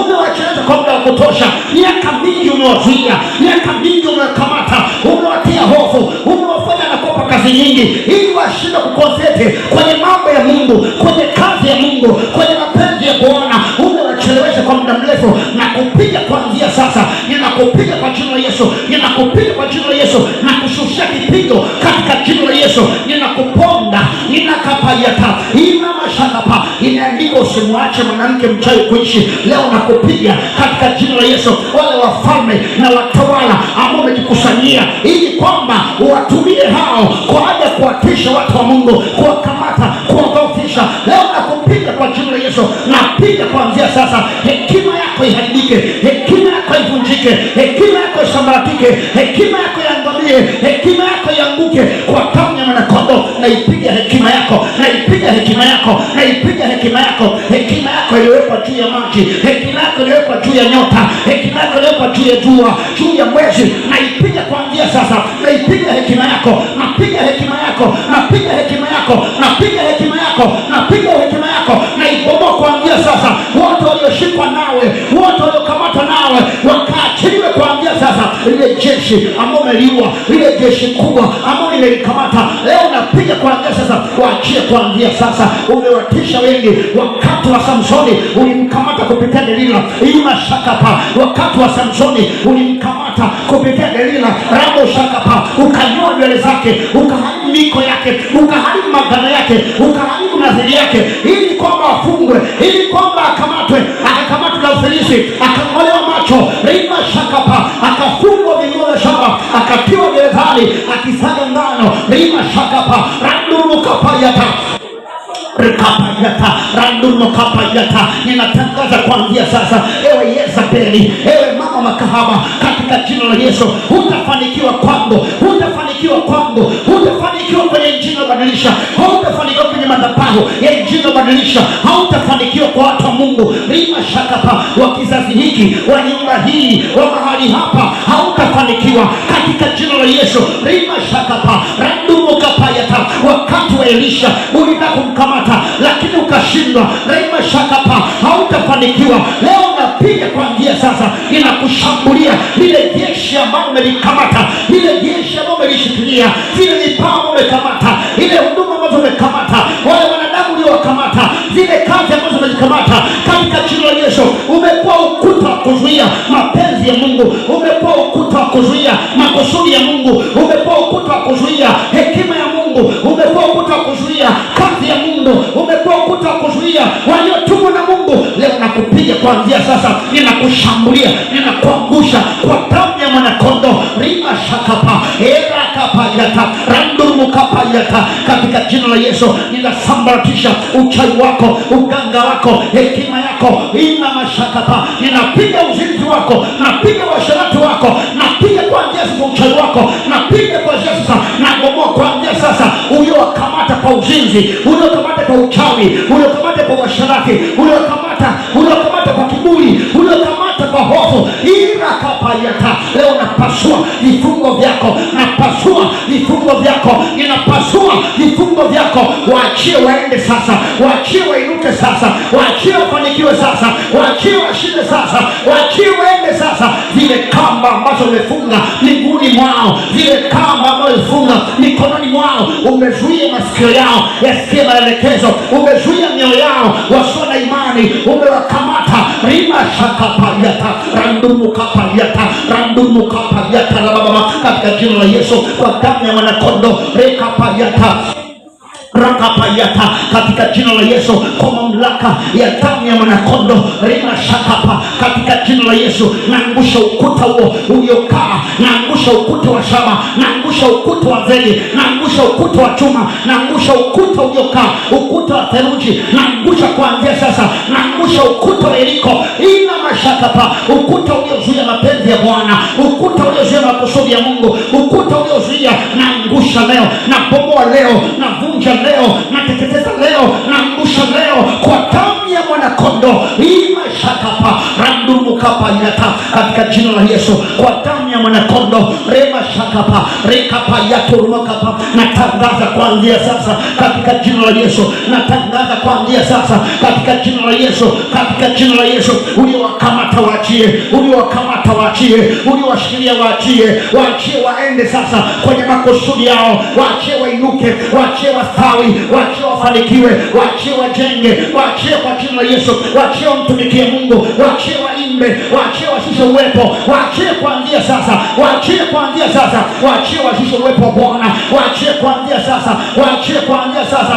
Achia wana wa Asafu, achia kuanzia sasa, achia huduma ya uimbaji, achia kuanzia sasa, achia huduma ya maombezi, achia kuanzia sasa, achia huduma ya kutoa, achia huduma ya kujenga, achia huduma ya kufundisha, achia huduma ya kusema, katika jina la Yesu. Achia uongozi kuanzia sasa, ninakupiga kuanzia sasa, irakapayata, uliyezuia mapenzi ya Mungu, katika jina la Yesu, na kuangusha kuanzia sasa, na kuvunja kuanzia sasa, katika jina la Yesu. Rekapayata rekapayata randurukapayata, katika jina la Yesu, kwa mamlaka ya damu ya mwanakondoo rekapayata. Kila ukuta rima shakapa unaozuia kufikiri, unaozuia kufikia mapenzi ya Mungu, katika jina la Yesu, unaozuia kufikia mapenzi ya Mungu, katika jina la Yesu, leo naangusha kila ukuta wa theluji, kila ukuta wa chuma, kila ukuta wa almasi, kila ukuta wa dhahabu, naangusha kuanzia sasa, katika jina la Yesu. Bwana, kila ukuta rima shakapa unaozuia kufikia mapenzi ya Mungu, katika jina la Yesu, kupitia makapa, unazuia juhudi zangu, unazuia nguvu zangu, unazuia mtembeo wa kiungu juu yangu, unazuia hekima ya Mungu juu yangu, unazuia maarifa ya Mungu juu yangu, unazuia nisifike ninapotaka kufika. Leo naangusha ukuta huo katika jina la Yesu, na uvunja na upomoa na uangusha kwa nguvu za neno la Mungu, kwa nguvu ya neno la Mungu, naangusha kuanzia sasa. Pita mbele yangu e Bwana, pasawazishe palipoparuzwa, vunja kila ukuta, vunja kila mapigo ya chuma, kila kuta la shaba, zianguke kuanzia sasa kwa jina la Yesu. Rekapayata rekapayata, katika jina la Yesu, kila vifungo vya muda mrefu leo naamuru kuanzia sasa, katika jina la Yesu, vifungo vya muda mrefu leo vifunguliwe, leo vifunguliwe vifungo hivyo. Hebu amuru sasa vifungo vya muda mrefu ambao umefungwa, katika jina la Yesu. Adui aliyekaa kukuotea njiani, ambao umekufunga, adui aliyekaa kwenye familia yenu, amefunga familia yenu, amefunga ukoo wenu, amefunga taifa letu, amefunga kanisa letu, amefunga familia zetu, amefunga mtaa wetu, amefunga huduma yako, amefunga kazi yako. Kuanzia sasa, kwa damu ya mwanakondoo, inatangaza vifungo vya muda mrefu. Rima shakapa. Yesu ingia ndani ya sinagogi, ukamkuta mwanamke mmoja aliyepindana mgongo, hawezi kujinyosha, alikuwa na pepo udhaifu. Rima shakapa. Ukamtangazia, ukamwambia mwanamke, umefunguliwa katika udhaifu wako. Ina mashakapa. Yesu aliwatuma wanafunzi wawili waende kwenye kijiji kile kinachowakabili, ukamwambia mtamkuta mwanapunda amefungwa, mfungueni. Na mtu akiwauliza, mwambieni Bwana na haja naye. Leo natangaza kila kifungo kikatike leo, kivunjike leo katika jina la Yesu. Imeandikwa rema shakapa. Saumu uliochagua siri hii, kupasua vifungo vya uovu, kuvunja vifungo vya uovu. Rema shakapa. Leo naamuru katika jina la Yesu, vifungo vya uovu vikavunjike, vifungo vya shaba vikavunjike, vifungo vya chuma vikavunjike, vifungo vya kamba vikavunjike, vifungo vya shaba, vifungo vya nila vikavunjike kwa damu ya mwanakondoo. Waliofungwa na kapayata, waliofungwa akili, waliofungwa fikra, waliofungwa maisha, waliofungwa ndoa zao, bibi yao, nafsi zao, DNA zao, vikafunguliwa kuanzia sasa. Ninatangaza kufunguliwa katika jina la Yesu. Ninatangaza kufunguliwa, ninafungwa kuanzia sasa vifungo vya muda mrefu kwa damu ya mwanakondoo. Rema shakapa. Rekapayata. Kifungo cha umaskini leo navunja kwa jina la Yesu. Kifungo cha umaskini ambacho kimekaa kwenye familia yetu, kifungo cha umaskini leo nakivunja katika jina la Yesu. Iwe ni kifungo cha kurithi, leo navunja kifungo cha umaskini, navunja kifungo cha ufukara, navunja kifungo cha kukosa fedha, kukosa kazi, kukosa mtaji, kukosa mradi, kushindwa kufanya kazi, kushindwa kukaa kwenye baraka. Navunja kifungo hicho kwa damu ya mwanakondoo. Irakapayata. Randumu kapayata. Na vipasua vifungo katika jina la Yesu. Na vipasua vifungo katika jina la Yesu. Na pasua vifungo, na pasua rema shakapa. Vifungo vya chuma, vifungo vya shaba, na vipasua ekapayata. Kama vile maandiko yasemavyo, Samsoni akafungwa vifungo vya shaba, akasaga ngano. Rema shakapa. Ikiwa kanisa limefungwa vifungo vya shaba kwenye ulimwengu wa roho, kanisa la Injili Badilisha ambalo limefungwa kwenye ulimwengu wa roho, limefungwa lisogee, limefungwa lisiongezeke, limefungwa lisikue, limefungwa lisiongezeke katika jina la Yesu, limefungwa lisionekane. Leo napasua, leo napasua, leo napasua, napasua vifungo. Maana Bwana umesema huu ni usiku wa kuangusha kuta za Yeriko, huu ni usiku wa kuangusha vizuizi, leo ni usiku wa kuvunja vifungo. Kifungo cha Injili Badilisha kipasuke leo, kivunjike leo, kiharibike leo katika jina la Yesu, kama vile maandiko yasemavyo. Shakapayata.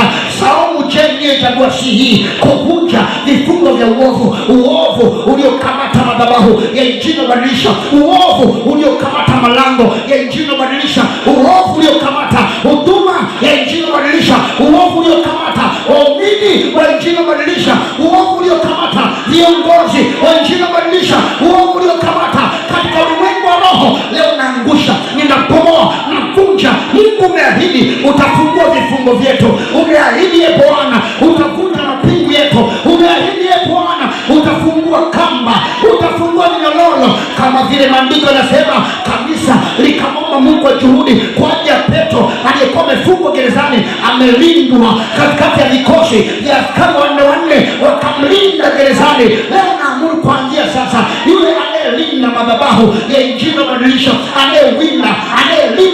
anayelinda ukuaji wa kanisa la Injili Badilisha, anayewinda ukuaji irakapayata wa uchumi wetu, ukuaji wa huduma yetu, ukuaji wa maisha yetu na vipawa vyetu, leo namfuata kwa jina la Yesu. Kama vile malaika alivyoshuka kutoka mbinguni akaenda mahala ambapo Petro amelazwa, Petro amefungwa, akampiga ubavuni, vile vifungo vikavunjika, vifungo vikaachia. Maandiko yanasema ndipo akamwambia tutoke nje, akatoka nje, lango la mji, lango la chuma likawafungukia. Leo naamuru kuanzia sasa, kila lango ambalo limewekwa mbele ya huduma ya Injili Badilisha lifunguke lenyewe kwa jina la Yesu. Kila lango ambalo limewekwa mbele ya waumini wa Injili Badilisha lifunguke lenyewe. Waliozuiwa wasiingie, waliozuiwa wasitoke, waliozuiwa wasiingie, waliozuiwa wasitoke kwa jina la Yesu.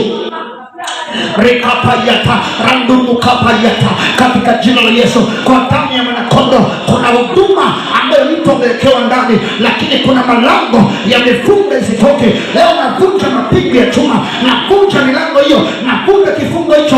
Hirakapayata, kutokuamini kifungo, hofu ni kifungo, mashaka ni kifungo, kuchoka ni kifungo. Leo navunja kuanzia sasa, inateketeza, inabomoa, inaharibu, inaangamiza katika jina la Yesu.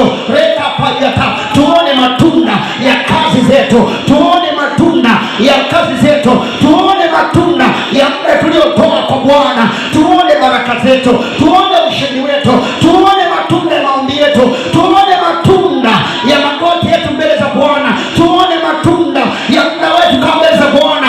Navunja kila kizuizi katika jina la Yesu, kila kifungo kilichokaa na kibomoa kuanzia sasa, na kivunja kuanzia sasa, na kiteketeza. Napiga uvuli wao uliowekwa juu yetu, napiga uvuli, naondoa uvuli wao, naondoa uvuli wao uliotuatamia katika jina la Yesu. Kivuli cha mauti kilichokaa juu yetu na kiondoa kuanzia sasa, kivuli cha hofu, kivuli cha kutokuamini. Leo nafungua mioyo iliyofungwa isiyoamini, na ifungua kuanzia sasa. Nafungua hatua ambazo zimefungwa, nafungua mikono ambayo imefungwa, nafungua akili ambazo zimefungwa. Akili iliyofungwa sipokee katika jina la Yesu. Rekapayata, inafungua akili iliyofungwa ili asipokee hekima ya Mungu, asilipokee neno la Mungu. Naifungua hiyo akili, nafungua akili za watu wa Injili, nabadilisha akili ambazo zimefungwa wasipokee, akili iliyofungwa, mioyo iliyofungwa ili wasiamini, ili wasibadilike, ili wasigeuke na kumfuata Bwana. Leo nafungua hiyo mioyo, nafungua hizo hekima, nafungua hizo imani, nafungua hayo macho, nafungua hayo masikio, nafungua hiyo mikono, nafungua hiyo miguu, ninafungua hiyo vinywa katika jina la Yesu. Waliozuiwa wasiseme kwa sauti ya ushindi, wasiseme kwa sauti ya imani, wasiseme kwa sauti ya matumaini. Leo napiga kifungo cha kinywa katika jina la Yesu. Nafungua vinywa vyao, naondoa kifungo cha kinywa, naondoa kifungo cha kinywa, napasua kuanzia sasa. Nafungua vinywa vyao, wakaanze kutamka mashauri ya Bwana, wakaanze kutamka neno la ushindi, wakaanze kutamka hekima ya Bwana, wakaanze kutamka ushindi wa Bwana, rehema za Bwana, huruma za Bwana, ushindi wa Bwana katika jina la Yesu. Ninaondoa vikwazo, naondoa vizuizi, naachia moto, moto ulao ukatafune, ukatafune, ukatafune, ukatafune, ukatafune, ukateketeze, ukaunguze, ukaharibu kuanzia sasa. Teketea ewe kuharibu, teketea ewe kuzuia, teketea ewe kupindisha, teketea ewe kuja kuondoa, uliyekuja kutawanya. Naamuru teketea kuanzia sasa, teketea kuanzia sasa, teketea kuanzia sasa. Kamata moto kwenye ulimwengu wa roho, kamata moto. Mashamba ya Filisti yalichoma moto, na naamuru kuanzia sasa, kamata moto, moto. Rima shakapa randuru kapa yatarama, randuru shakapa randuru kapa yatarama. Rekapayata, katika jina la Yesu. Rima shakapa randuru kapayata, katika jina la Yesu. Rekapayata rama. Tazama Bwana, kuna watu wamekamatwa kwenye biashara zao, wamekamatwa kazini, wamekamatwa kwenye kipato, wamekamatwa kwenye kipato. Rima shakapayata, kuna vifungo ambavyo vimefunga kipato, vimefunga maisha, vimefunga familia, vimefunga kazi, vimefunga biashara. Leo nafungua biashara zao katika jina la Yesu. Nafungua biashara zao. Uwe ni wakati wa muujiza. Irakapayata, uwe wakati wa muujiza, kama vile Joshua alipoona muujiza wa Yeriko kuanguka na kutawanyika, wakaingia ndani ya Yeriko, hata adui zao wakashangaa, imekuaje, jambo limekuaje? Ndivyo ambao watashangaa kuona waliyemzuia amepita, watashangaa kuona waliyemuua amefufuka, watashangaa kuona asiweza ameweza, katika jina la Yesu. Muujiza utokee hiyo wiki ya muujiza, Jumapili ya muujiza, siku ya muujiza. Rima shakapa randuka payata, katika jina la Yesu. Kwa damu ya mwanakondoo, rekapayata inama shakapa rekapayata rushaba randuka payata, katika jina la Yesu. Rekapayata baba rekapayata ena masheke ya mandurumokapa katika jina la Yesu. Rekapayata katika jina la Yesu. Kila mzunguko wa kushindwa, kila mzunguko wa kushindwa katika jina la Yesu, mzunguko wa kucheleweshwa katika jina la Yesu ninauvunja kwa jina la Yesu. Kila mzunguko wa kushindwa na ukanyaga ninauvunja kuanzia sasa. Mzunguko wa kucheleweshwa ninauvunja kuanzia sasa katika jina la Yesu, katika jina la Yesu.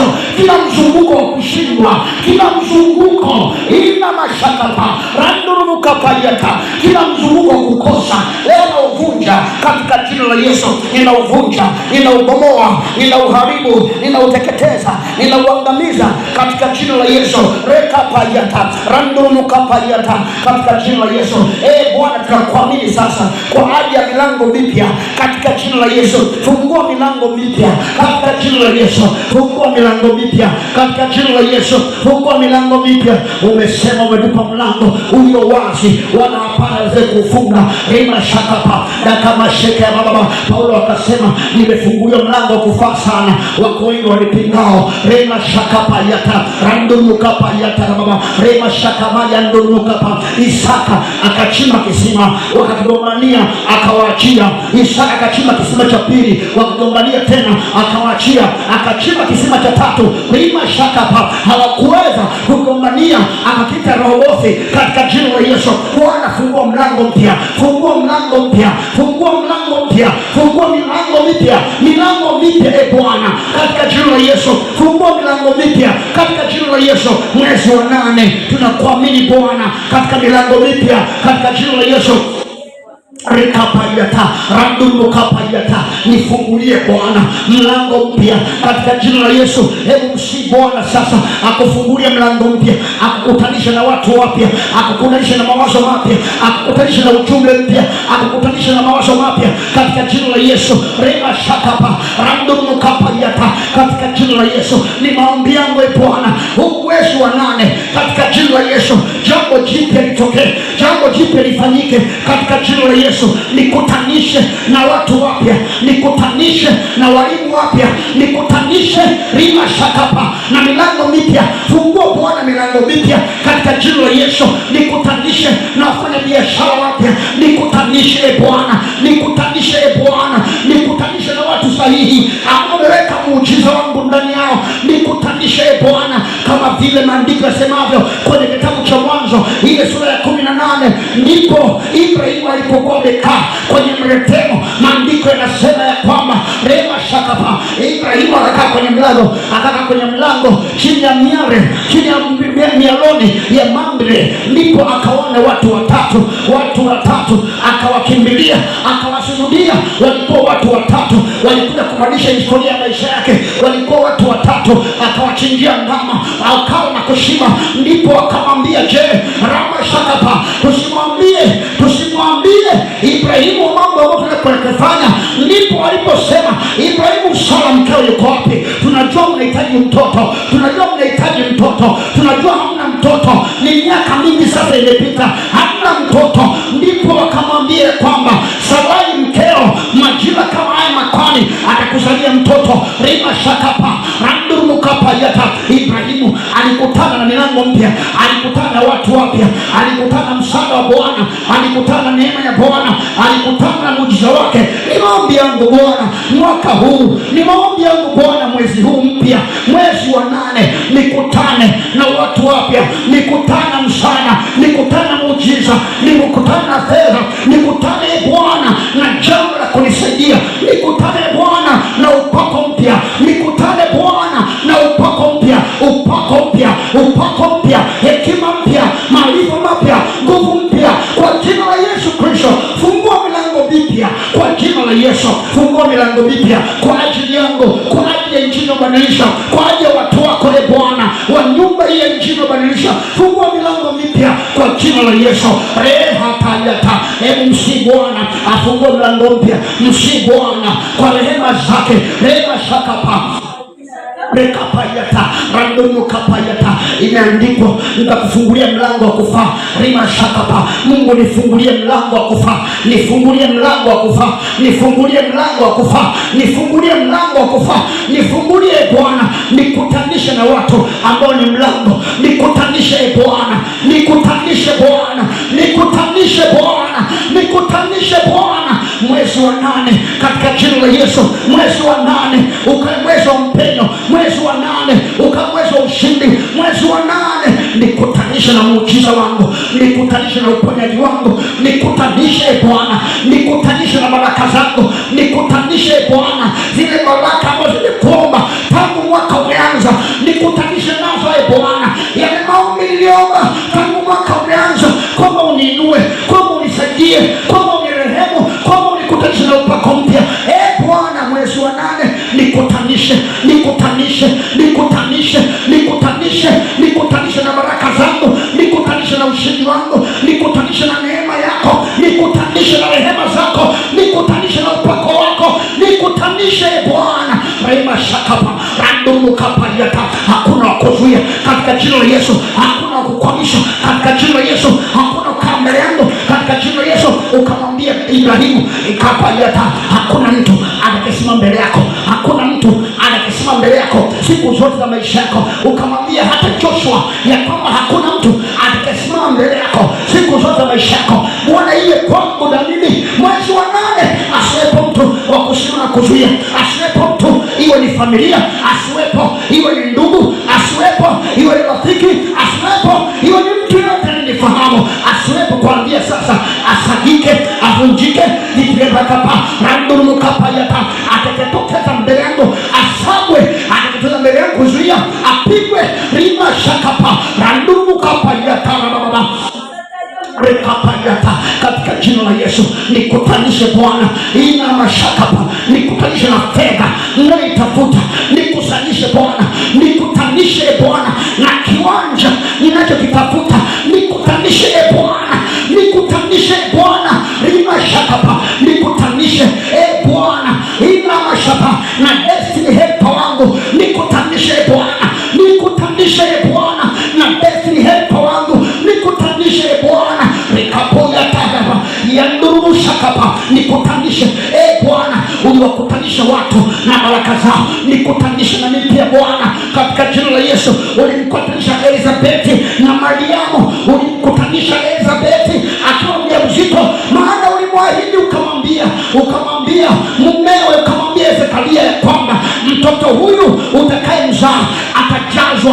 Roho Mtakatifu tangu tumboni. Lakini itakuwaje sasa? Mungu ukafanyisha msaada, ukasababisha msaada, ukasababisha Bwana Mariamu atoke kule nyumbani kwake aende kwa Elizabeti, akiwa Elizabeti hajui ya kwamba atakutana na Mariamu. Walipokutana, maandiko yanasema kule kusalimia kwake, Mariamu alipomsalimia Elizabeti, kitoto kichanga ndani ya tumbo la Elizabeti kikacheza, akajazwa Roho Mtakatifu, neno lako likatimia. Bwana, timiza mapenzi yako, timiza mapenzi yako mwezi wa 8, timiza mapenzi yako, timiza mapenzi yako. Nikutane na muujiza, nikutane na neno ambalo litageuza kesho yangu, nikutane na neno ambalo litabadilisha maisha yangu, nikutane na neno ambayo atanimashakapa randumu kapayata, kama vile Yakobo alivyotoka nyumbani akiwa anaenda kwenye mji wa baba yake, akakutana na malaika wa Bwana njiani usiku wa 8, wakapigana usiku kucha mieleka.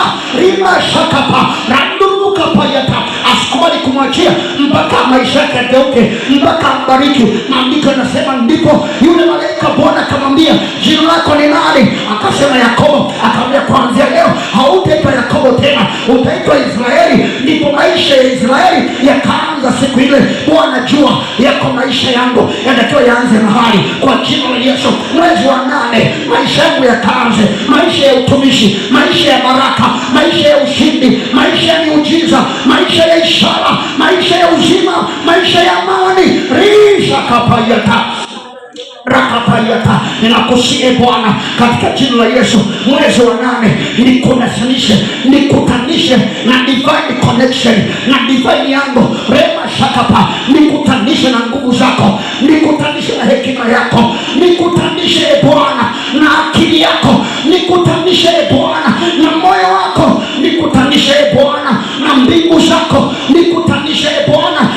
vile Yakobo alipokuwa anakwenda kwa Labani, rema shakapa, akalala kwenye mji unaitwa Luzu, rema shakapa, ndipo usiku akaota ndoto, rema shakapa, ngazi ncha moja duniani, nyingine mbinguni, malaika wakawa wanapanda na kushuka.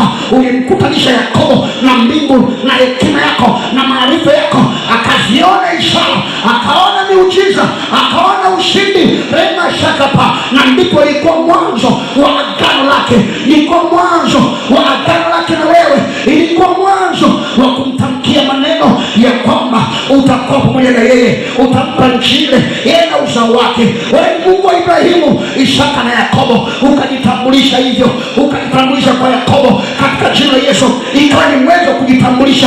Jitambulishe Bwana kwangu, jitambulishe kwenye kanisa la injili inayobadilisha, jitambulishe Bwana, tambulisha injili inayobadilisha, ila mashakapa ikatambulikane duniani, ikatambulikane Afrika, ikatambulikane Afrika Mashariki, ikatambulike Tanzania, ikatambulike Dar es Salaam, ikatambulike mikoa yote ya Tanzania, ikatambulike ila kabila zote na jamaa zote na lugha zote katika jina la Yesu.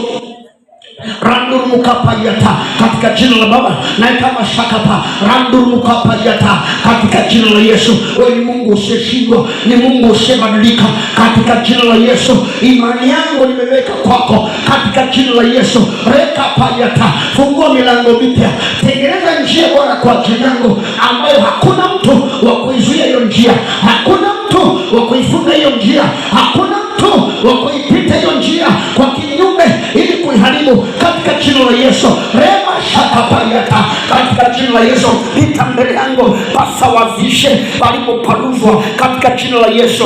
Reka payata, randurumuka payata katika jina la Yesu. Kwa mamlaka ya damu ya mwanakondoo, Mungu fungua njia ambayo hakuna mwanadamu ataweza kuifunga.